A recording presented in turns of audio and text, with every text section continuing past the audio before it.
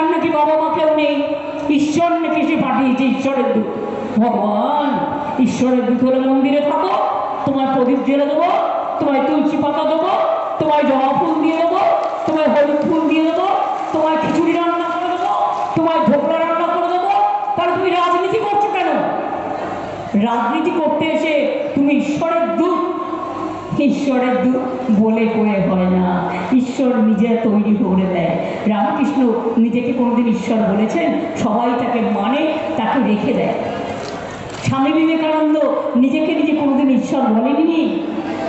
মনে রাখবেন, ঈশ্বর তৈরি হয় তার কাজের মধ্যে। বলেননি। মা দুর্গা বলেছেন? বলেননি। মা কালী বলেছেন? বলেননি। শিব বলেছেন? বলেননি। মহাদেব বলেছেন? বলেননি। তাহলে মিথ্যেবাদী। শয়তানের একটা লিমিট আছে এদের, বিজেপি চক্রান্তের একটা লিমিট আছে। মিথ্যা বিজ্ঞাপন দিয়ে সব ঈশ্বরের প্রভু। আবার বলছে জগন্নাথ দেবও ওনার ভক্ত ছিল। হায় জগন্নাথ দেব, কি দুর্দশা দেশের আছে। এবং কিছু লোক কেন বিশ্বাস করছে আমি জানি না। এটা কি খামখেয়ালি পড়া চলছে? এটা কি? আমি তো নিজেও বুঝতে পারছি না। এটা কি বলতো? আমি নিজেকে দাঁড়িয়ে বলবো আমাকে ঈশ্বর পাঠিয়েছে? শেষ হওয়া উচিত। উচিত কি উচিত না? খেলা হবে, খেলা হবে, খেলা হবে, খেলা হবে, খেলা হবে। ভোট কাটাকাটি করবেন না।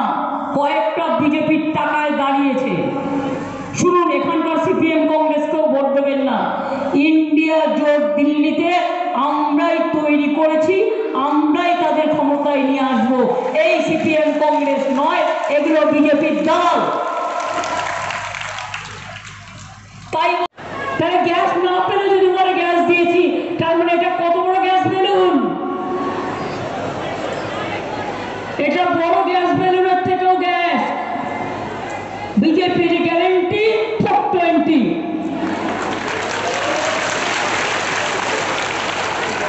বিদ্যুৎ না দিয়ে বলছে বিদ্যুৎ দিচ্ছি। বিজেপির গ্যারেন্টি বড় 420। সবাইকে 15 লাখ টাকা করে দেবে 420। 2 কোটি লোকের চাকরি দেবে 420। বিজেপির পার্টিটাই 420।